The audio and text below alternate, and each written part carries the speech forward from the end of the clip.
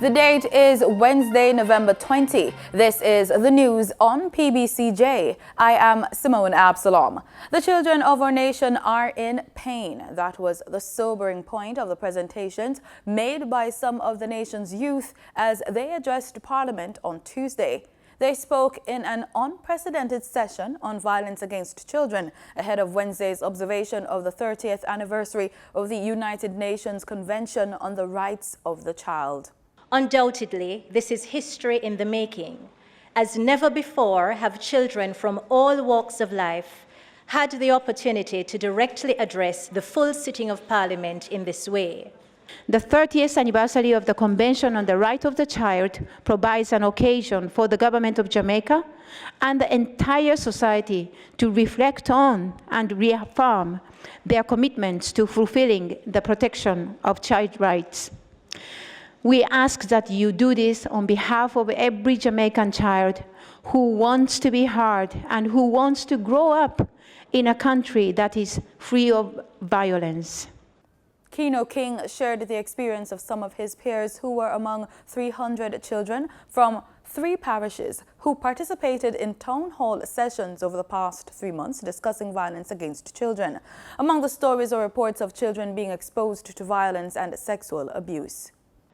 I don't want to live in a Jamaica where the children are so hurt by violence that they grow up to hurt themselves or to hurt other people. Do you? Do you?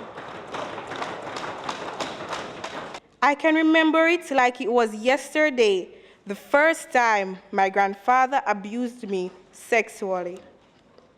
This started at about age 5 and continued to about age 9. I was taken advantage of by the person who should have loved me and protected me the most. I did not tell anyone because at that time, I did not understand what was happening. My grandmother seemed to be aware of what was happening, but up to this day, I still don't understand why she stopped. She did not stop it. Children want to be heard. There was a very strong appeal for decision makers to consult with children on a regular basis to learn more about what they are experiencing in order to guide the development of relevant laws, programs, and policies. They want specific initiatives to be implemented. They want the government to launch a national anti-bullying campaign. They also want the government to implement a toll-free 24-hour counseling service. The Jamaica society must answer the manner in which we are raising our boys. This observation from a minister without portfolio in the Ministry of Economic Growth and Job Creation 2019, Pernell Charles Jr. Minister Charles says boys are not given leave to express themselves fully, and thus the bottled emotions can and will lead to wrong behavior patterns. It is very difficult for our boys because once they are born, we have a way of telling them, you're a boy,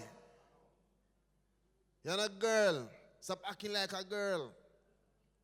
When we reinforce these things, we reinforce in their mind that they cannot express themselves. Therefore, it is bottled up inside and it will exhibit itself. It must demonstrate itself, unfortunately, many times in the wrong way. Minister Charles was addressing the Fellowship Tabernacle Ambassadors service last Sunday, where they commemorated International Men's Day. International Men's Day 2019 will explore how the achievement of mental health and wellness will enable our men to be better nation builders, fathers, sons, brothers, husbands, and partners. A significant aspect of this celebration will be dedicated to providing psycho-social support to our men. This is critical. He spoke on behalf of Culture, Gender, Entertainment and Sports Minister Olivia Grange, who had been unable to attend.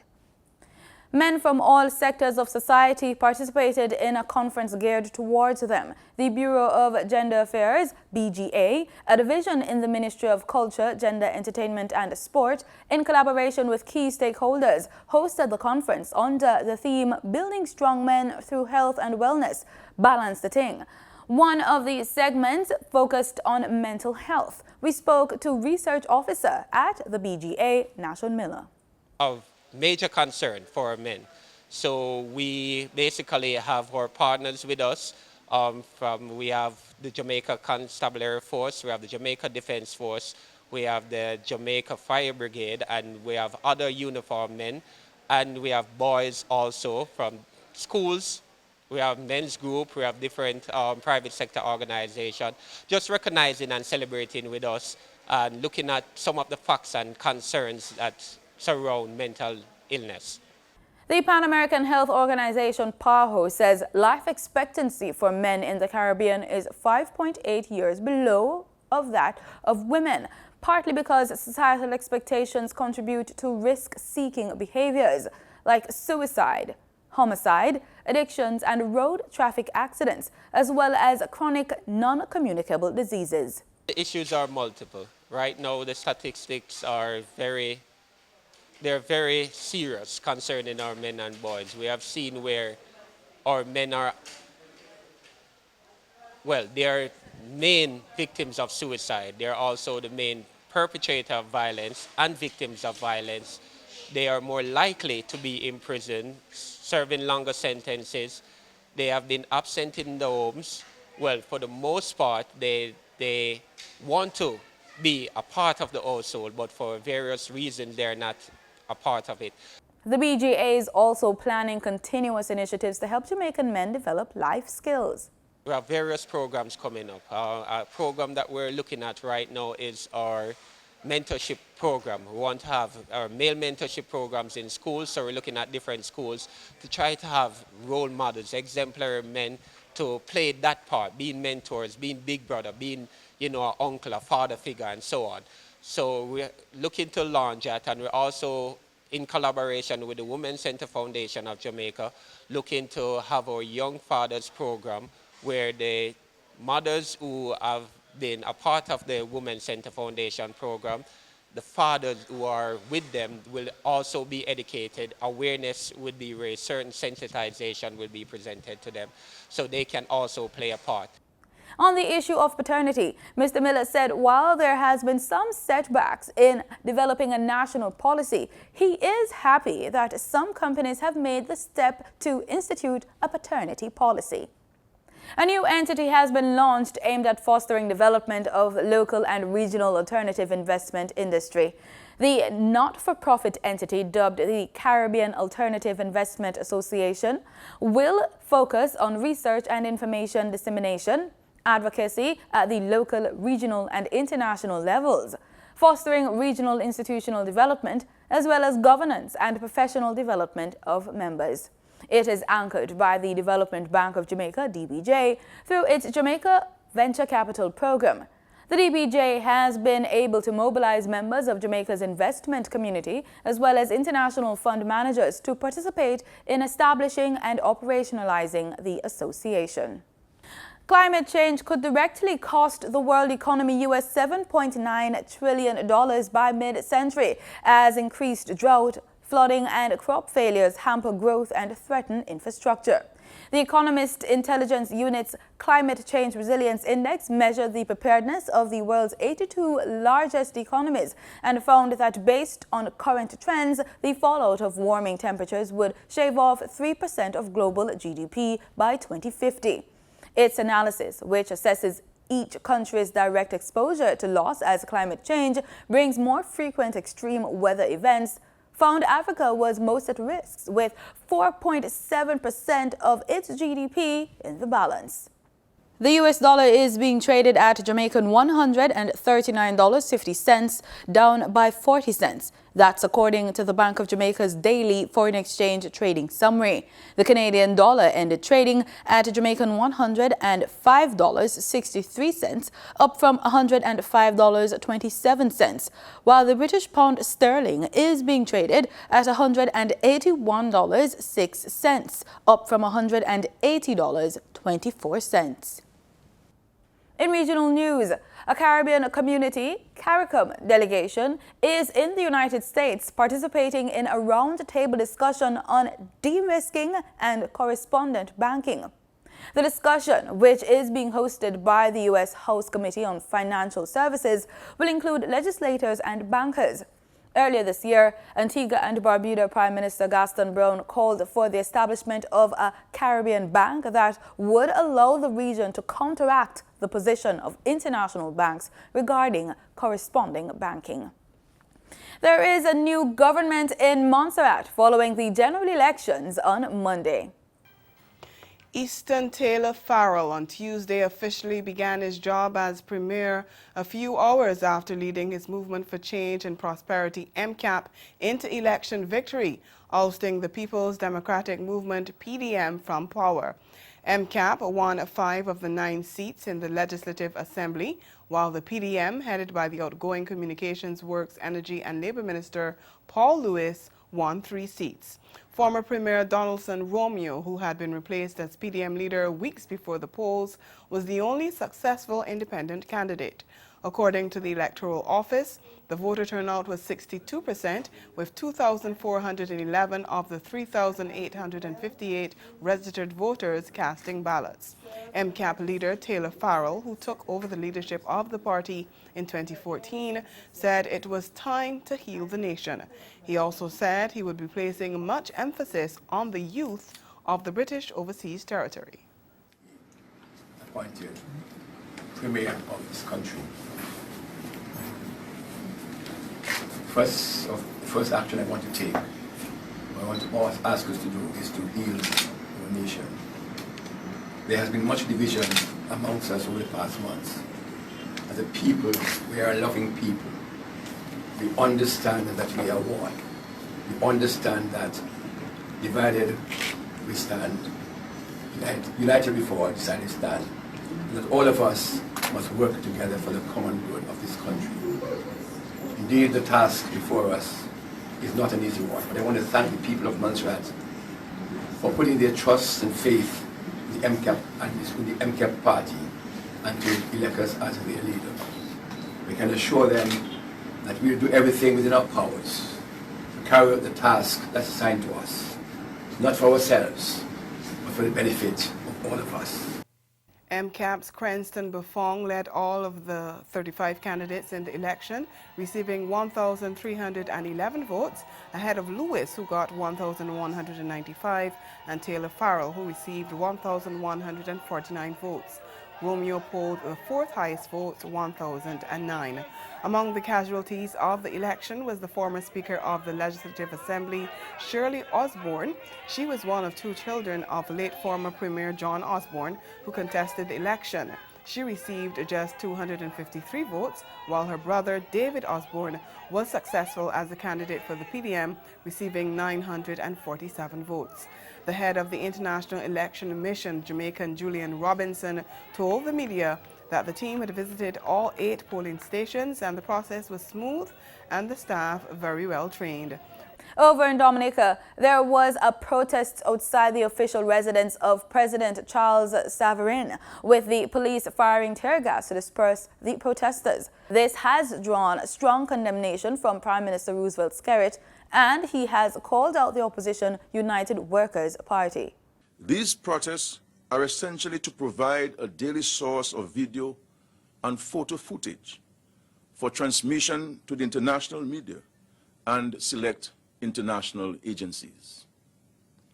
It is part of an evolving narrative to suggest that law and order have broken down in Dominica and that elections set for December 6 cannot be free and fair.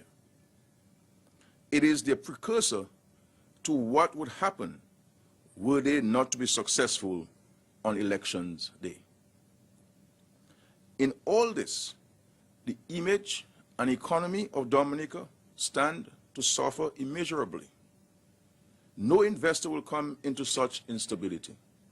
No tourists will knowingly expose themselves to what guests at Fort Young were exposed to last evening. So already, the economic impact is clear. Cruise ship passengers are also going to get caught up in the opposition's recklessness. And what harm this could cause the country, which is still building back our tourism product and economy after Hurricane Maria. In a retort, opposition leader Lennox Linton told a news conference on Tuesday that Prime Minister Skerrit is to be blamed for the protests. We believe that the recent revelation or the recent discovery that the Electoral Commission is really not ready to give us or to be in charge of the conduct free and fair elections in Dominica underlines the necessity of the ongoing struggle around Dominica and the ongoing protest action to insist that there be reforms before the next election, notwithstanding the call for the elections and the decision by the main opposition party to go ahead and contest the election, even though it is aware of the numerous shortcomings and the elaborate scheme that is in place by the Dominica Labour Party to steal the election. In sports, the Reggae Girls Foundation has initiated a funeral and memorial drive for late player Tarania Plum Clarke, and Jamaica Football Federation President Michael Ricketts has responded to the call. Clarke, who also captained Waterhouse's women's team as a central defender, was stabbed to death by an alleged friend in what was reported to be a dispute over a cell phone in Harfetry on October 31. The foundation has targeted US $10,000, just under 1.5 million Jamaican dollars, to assist Clarke's family with funeral and family-associated costs. Ricketts, who said that the JFF does not oppose the drive, said his only issue is that the foundation initiated it without any discussions with the governing body, but he says they will support it. And still in football, a war of words continues between FIFA boss Gianni Infantino and former FIFA vice president Austin Jack Warner. Infantino labeled Warner a negative. Warner, who has been battling his extradition to the United States to answer for corruption charges that allegedly took place while he was in FIFA, says Infantino is not doing anything for Trinidad's football program. Infantino was in the Trinidad Republic on Monday for the opening of the TTFA headquarters. We get more in this TV6 report. Gianni Infantino speaking with TV6 News about a small Turn Island state that was a capital of triumph when it qualified for the FIFA World Cup finals in 2006. At that time, Jack Warner was FIFA's second-in-command. Have you had any conversations while here with former FIFA Vice President Jack Warner, of course from Trinidad and Tobago, and had been seen as a very instrumental figure in football for a long time? Yes, a very instrumental negative figure in football, unfortunately. But I think I don't need to say anything about that. I mean, the courts have spoken and will continue to speak about it. Mr. Warner has been indicted in the U.S. on a series of fraud-related charges that allegedly occurred during his tenure at FIFA. In the local courts, he has been challenging the way the extradition process has been carried out. When Mr. Warner resigned from FIFA in 2011, FIFA said all ethics committee procedures against him have been closed and the presumption of innocence is maintained. In the present, we are building facilities which are for the people, which belong to the Trinidad and Tobago Football Association, not to individuals, and not for personal enrichment reasons. TV6 News contacted Mr. Warner via telephone for a response to Mr. Infantino's comments. If he loves football here so much, he should not only build a house of football, he should have helped to lift the level of football. What he opened today is really a football museum, not a house. In the weather report, at 4 a.m., the center of Tropical Storm Sebastien was located near latitude 21.0 degrees north, longitude 61.0 degrees west. Sebastien is moving toward the northwest near 13 kilometers per hour. A turn to the north-northwest and north is expected later today. A turn toward the northeast with an increase in forward speed is expected tonight and Thursday. Maximum sustained winds have increased to near 85 kilometers per hour with higher gusts. Some strengthening is forecast during the next 48 hours. Sebastien is expected to become an extratropical cyclone in a couple of days and be absorbed by a cold front on Friday. Tropical Storm Sebastien is not a threat to Jamaica. The Meteorological Service will continue to monitor the progress of this system. And that's the news on PBCJ. I'm Simone Absalom. Thanks for watching.